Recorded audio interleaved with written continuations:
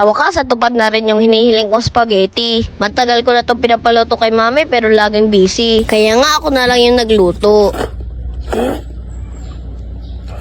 Itong oras na nga pala na ito ay nananahi ang mami. Matatakotin kasi mami ko. Takot na takot yan na mawala ng pera. Kaya basta may free na oras, mananahiyan. May nakita kasi ako dito ng isang supot ng spaghetti. Buti mayroon pa dining stock na sibuyas at bawang. Tapos babawas lang ako dito sa pangulam naming hotdog. Tapos lalagyan ko na din itong maliit na carrots. Sabi kasi ng teacher ko ng elementary, masustansya daw tong carrots. Shoutout nga pala sa mga dati kong teacher sa Pagulingin Elementary School. Salamat po sa inyong suporta. Parang bigla ko na miss maging elementary. Pero sadyang mayroong mga bagay na hindi na maibabalik. Wala nga pala kaming kaserolang malaki kaya nanghiram na lang ako sa kapitbahay. Nagpakulo na ako dyan ng tubig. Lalagyan ko na lang ng isang kutsarang asin. Tsaka konting mantika. Saka ako naman nilagay itong pasta. Wari ko rin pasta nga rin. Ibigay pa sa mami noong birthday niya. Shoutout po sa Lola Ichel. Salamat po sa pagbibigay ng pasta. Hindi ko alam kung ilang minuto ko itong niluto. Basta pag wala na yung botol sa loob, okay na to. Ayan, pagkatapos ko i-drain yung tubig, hinugasan ko para hindi malabsak. Pagkatapos, ito naman sauce na niluto ko. Naglagay muna ako dito ng mantika para pagprituhan ng hotdog.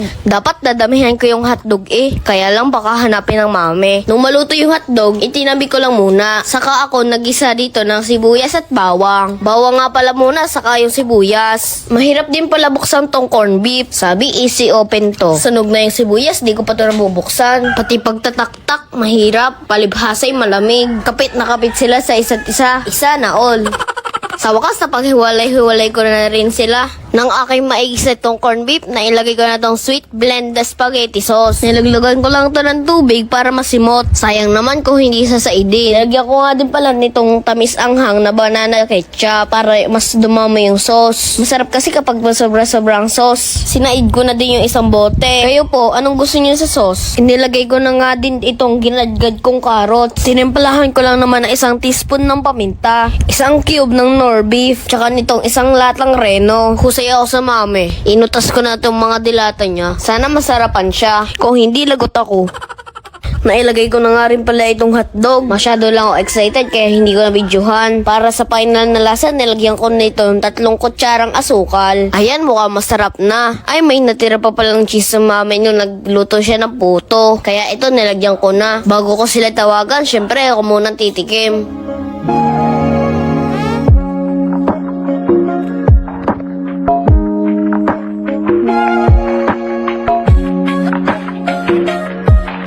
Maya-maya pinatawagan ko na si na mami para makapagmerienda.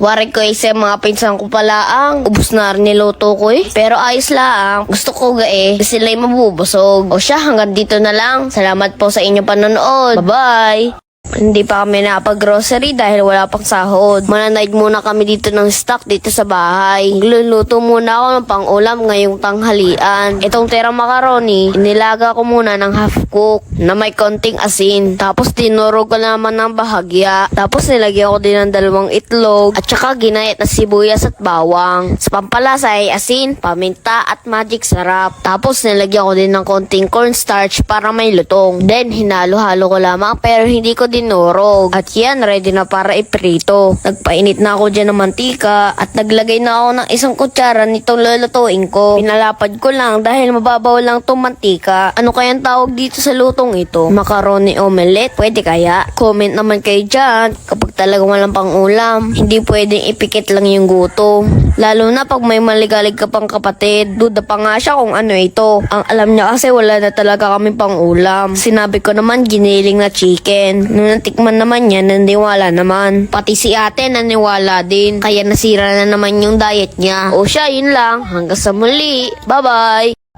Hello mga mami! Welcome to my mini vlog. Grabe, ang tagal ko na pala hindi nakakapag mini vlog. Medyo nakakamiss din. Sa mga hindi nakakaalam, talagang dumaan talaga sa talagang tinamad ako. Alam mo yun, yung asang-asa ka na pasasahodin ka pero hindi ka pinasahod o sino hindi tatama din. Kaya hindi talaga pwedeng iasa dito kay Facebook yung ating ikabubuhay. Grabe yung magpapasok ka na pero wala ka pang pambili ng gamit. Pumasok talaga yung mga anak ko na kulang-kulang yung gamit. Anyways, ang dami ko na palang kwento. Ito nga pala ay order nung hipag ko. Birthday kasi niya. Nako, hindi talaga pwedeng hindi tayo mag-iisip ng pagkakakitaan. Money is life. O, wag nyo sabihin hindi totoo. Dasal, sipag at tiyaga at tamang pakikisama sa tao, yun talaga ang mahalagang gawin natin. Speaking sa tamang pakikisama sa tao, nako, kung wala talagang nagpautang sa amin, di ko alam kung paano usad yung buhay namin. Alam ni Lord kung sino-sino po kayo. Bahala na po si Lord sa inyo. Uy, pero binayaran ko na. Syempre, andun pa din yung utang na loob. Syempre, pag ikaw nang utang, andun pa yung utang na loob. Kaya tatanawin mo talaga yun habang buhay. Hala, naiyak ako. Alayo ko naman magdrama. Gusto ko lang ipaalam sa inyo na nagpapa-order ako ng puto. Syempre, dinilaang yun sa malapit din sa amin. PM nyo na lamang po ako. Sa mga nagtanong po kung bakit hindi kami pinasahod, dahil po nag-update ako ng payout method. Pero wala naman po akong binago. Basta nag-update lang ako. At nagpapa-order nga din pala ako ng palabok. Eto nga't minadali ko na dahil nandito na yung pipick up. Siya na nga yung naglagay dyan ng mga kalamansi. Nakalimutan ko pa yung ibang toppings.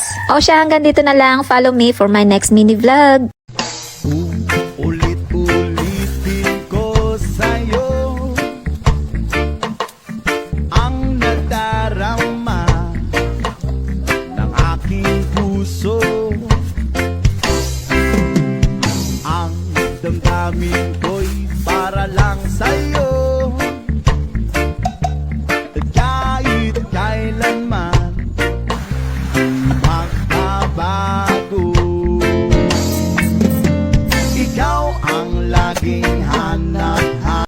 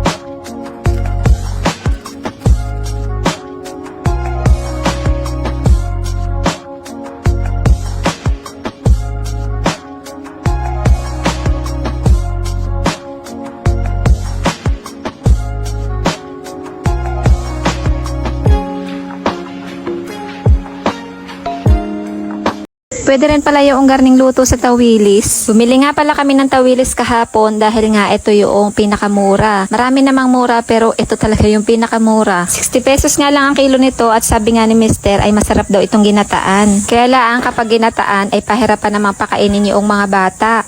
Kaya ganito na nga lang yung ginawa ni Mister. Inalis yung ulo, inalis yung buntot, inalis yung tiyan at hiniwa sa gitna. At napakadali na lang tanggalin noong tinik. Hindi sa lahat ng lugar ay mayroong tawilis. Karaniwan lamang ito mabibili dito sa may parteng Batangas. Kaya kapag mayroong tindang tawilis sa palengke, napakabilis lang nitong maubos. Meron pa namang mga natitirang maliliit na tinik pero okay lang yan dahil mamaya ito naman ay palulutungin pa. Nagumpisa na nga dyan magtimpla si kuya ng pang-breading. Si papa naman ay nagayat na ng oregano. Itong tinitimpla ni kuya ay tig 2 kutsara ng crispy fry, 2 kutsara ng cornstarch at 2 kutsara ng harina. Itong timplang ito ay hindi napakaalat. Pinigaan na nga ni Mister ng kalamansi yung oregano ginayat niya kanina. Pinirat-pirat pa ng bahagya yung oregano at nilagyan niya ng kaunting tubig. Nagtalop na nga rin siya dito ng luya para nga isahog dito sa may breading mix. Pero ginadgad muna niya ito para naman lasang-lasa. Bakit nga ba pag nagkakaedad ka na, nagiging paboritong pampalasa mo na ang luya? Pati nga itong katas ng kalamansi at oregano ay sinala na niya dito sa may breading. Medyo hinay-blood laang noong isang araw kaya siguro ganito yung napapag-iisip ng mga luto. Pero hindi naman nga masama, napakabango at parang ang sarap-sarap pa nung breading na ginagawa nila. Naglagay nga lang pala din sila diya ng isa laang na itlog. Tsaka kaunting tubig para nga maging ganito yung kanyang lapot. Pagkatapos naman itong mga binitad na tawilis ay isa-isa namang inilagay dito. Inisa-isa pa nga pero hahaluin din naman pala. Ayan o, ganyan, i-coat lahat, bawat parte. Tapos ay ilulublob na sa napakainit na mantika. Kailangan pati yung gitna ay tusta.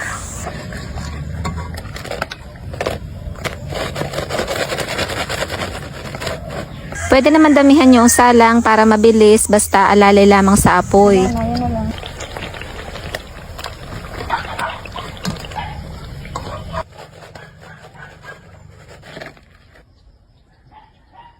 Sa sauce naman, nagisa lamang ako ng sibuyas at bawang na ginayat ko ng maliliit. Pagkagisa, nilagyan ko ng 1 tasang tubig. Tinimplahan ko lamang ng betchin, paminta, ketchup, asukal at patis. Tinunaw ko lamang muna bago ko nilagyan ng suka.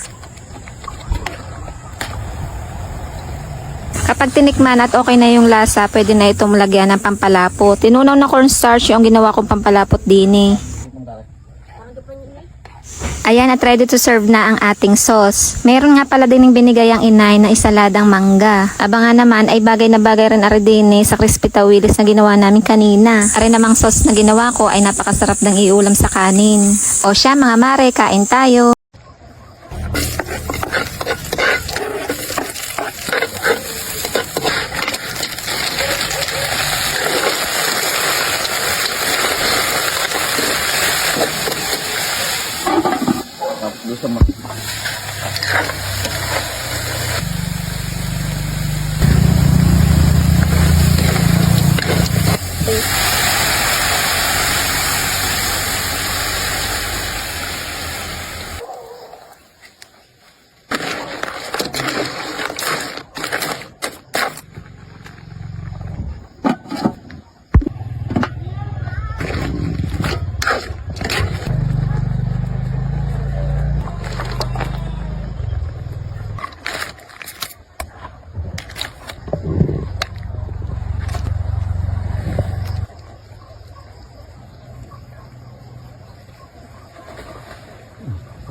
Ay napadayo na nga kami ng lupakan dito sa Hulo. Di ko nga lang nalaman kung ano yung nilupak. Ito nga pala yung traditional na ginagawa nila pag gusto magbanding-banding ang mga magkakaibigan. Saging nga pala yung karaniwan nilulupak din yung hindi pa magulang na saging. At inilalaga muna ito ng may balat. Bali 3 buwig nga pala itong kanilang tiniba. Hindi na nga pala ako tumulong dito dahil napakadagda ng saging. Ay nakaputi pa naman akong damit. Nalagyan nga din pala ito ng kinayod na mura. Pero hindi buko. Magkaiba ba yun? Aray naman si mami nakikimali ng pagkakayod, hindi naman marunong. Kaya nga si Lolo Rodel din ang tumapos. Dini sa niyog, ilalahok na lahat ng pampalasa tulad ng asukal, peanut butter at royal. Sabi mabilis daw mapanis pag may royal, pero kung magbigay ka sa kapitbahay, hindi yan mapapanis. Dito nga, mas marami pa natitikman yung kapitbahay kaysa sa gumawa. Nilalagyan nga din pala rin ng konting asin. Kapag magbabayo na, balat yung unang binabayo. Ito pala yung paraan ng paglilinis nila ng lusong. Pagkatapos, magbabayo din ng 3 piraso ng saging. At siya pupunas sa lusong at pangbayo. At dito nga, mag-uumpisa na yung lupakan. Paisa-isa muna ang paglalagay ng saging para madali at hindi magtalsikan. Medyo mahirap pala magbayo nito habang tumatagal lumalagkit. Kaya nga sabi, mas masarap daw pag maalat-alat. Ibig sabihin, naghihirap talaga yung nagbayo. Kaya nga, utay-utay lang din sa pagbabalat ng saging para hindi agad lumamig yung saging para maalwan bayuhin. Kapag bayong-bayo na, saka naman maglalagay nitong mga pampalasa. Kaya lalong dahan-dahan sa pagbabayo kasi pumupugaslit.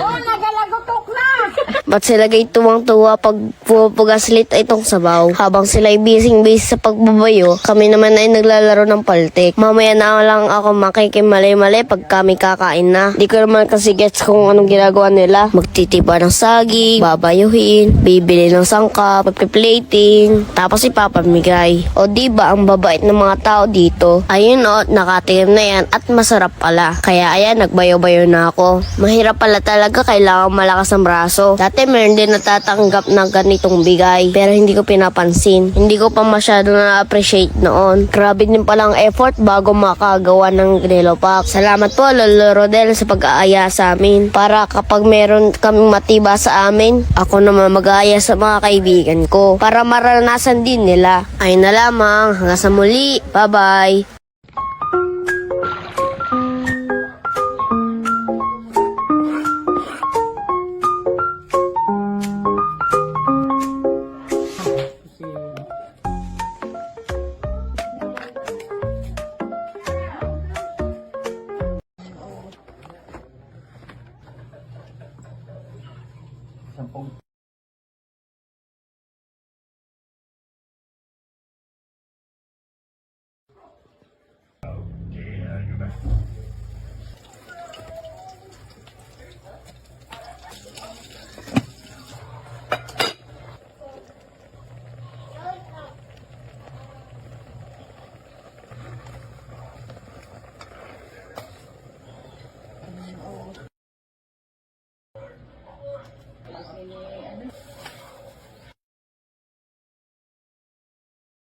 Hi guys! Tara, samahan niyo ako magluto ng butchi. Paborito ko to. Si mami naman tiyatabal magluto. Madali naman to kaya ako na lang. Gagamit nga pala ako dito ng glutinous flour. Naglagay muna ako dito ng 1 cup. Naglagay nga pala ako ng 1/2 cup ng tubig dito sa bowl. Tutunawin ko dito 1/4 cup ng asukal. Dinagdagan ko pa ng 1/8 na cup ng asukal. Tapos sinahalo-halo ko lang hanggang matunaw ang asukal. Tapos dinagdagan ko pa ito ng 1 cup ng glutinous flour. Para madami dahil may pagbigyan pa kami. Tapos inilagay ko na dito yung tubig na may asukal. Tapos hinalo ko na. Mahirap itong haluin na sandok kaya kinamay ko na. Syempre naghugas akong kamay. Kulang pa pala yung nailagyan kong tubig kaya diagdagan ko pa. Dapat dito utay-utay lang ang paglalagay ng tubig. Hindi pwede mapaunti, hindi din pwede mapadami. Dapat lang magkapit-kapit lahat ng flour. At kapag minasa, makinis dapat ang kakalabasan. Kung titignan parang mahirap, pero kung tiyatamad ka at tiyatamad din ng iyong mami, hindi ka makakain ng butchi. Ganito dapat kakinis. May tira pang cheese si mami nung nagluto siya ng puto. Ginayat ko lang ng ganitong kakalaki. Kumuha lang ako ng maliit na portion ng glutinous. Tapos pinalapad ko sa aking palad. Tapos nilagyan ko ng cheese sa gitna. Tapos pinabilog ko na para matakpan yung cheese. Dapat makover ng ayos yung cheese para hindi pumutok yung butchi. Naglagay na nga pala ako dito ng sesame seeds sa plato. Tapos pinagulong ko dito ang ginawa kong butchi. Binilog ko sa palad ko para dumikit yung sesame seeds. Nangangalas kasi ito kapag kiniluto na. Kapag hindi ayos ang lagay ng sesame.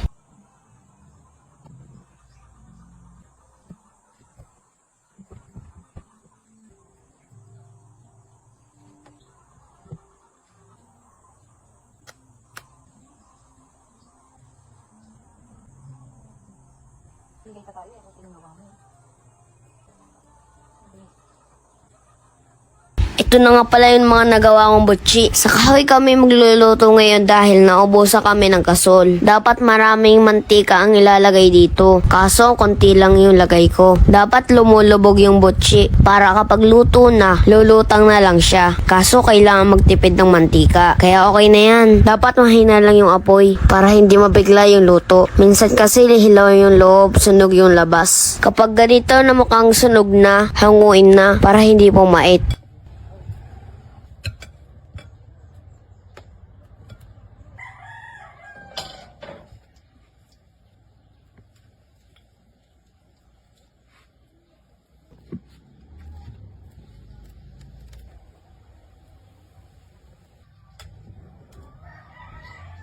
At ito na nga po lahat ng niluto kong butchi. Mahirap itong kainin pag sobrang init pa. Kaya hindi unfair sa nagluluto. Meron kasing buraot na niluluto pa, may nangangain na. Kaya ito, buti naman, ako yung unang titikim. Kain tayo guys!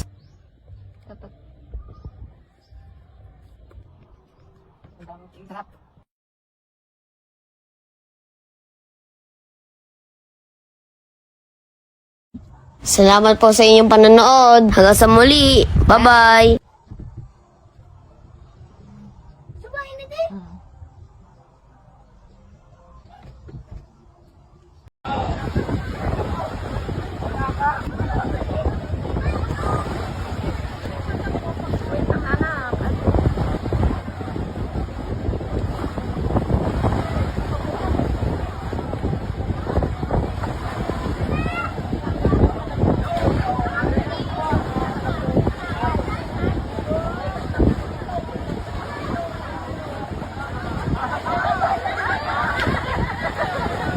Hi guys, medyo nabitin si Mister doon sa rebosadong niluto namin noong isang araw. Kaya areyo ang tira-tirang manok din ay gagawin daw niya rebosado. Abay nilalagyan pala rin ng oregano. Kaya pala gayon ang lasa. Noong una ako nakatikim na rebosado, manghang-mangha ako sa lasa. Hindi matarok ng utak ko kung saan galing yung lasa. Kaunti laang naman yung inilagay din at kakaunti laang naman yung manok. Ginayat na ng pino. Abay pati pala luya, ari lalagyan din. Kaya pala naman inahing kasarap. Nilagyan pa nga din niya ng kalamansi. At aring itlog, durog na 2 araw ng nalimliman. Naglagay din siya dito ng paminta at saka bitchin at saka na rin asin. 2 kutsarang harina at 2 kutsarang cornstarch. At pinaghalo-halo na nga iyan. Buti nga't naalaala pang lagyan ng dinurog na bawang. Kulang ang sarap pag walang bawang. Pag magluluto naman, parang magpiprito laang ng manok. Medyo madami-daming mantika at kunting-kunti lang yung apoy. Parang fried chicken laang din naman. Pero pag tinikman mo, ay kakaiba naman talaga yung lasa. Kako, tama na rin kaunti at baka hindi rin naman magustuhan ng mga bata, ay sayang. Abayain na daw at nang may maipamulutan. Kaya na nga at atin ang husgahan. Suka pa lang, hindi ka na makakatanggi dito. Huy, mang-unlock naman kayo.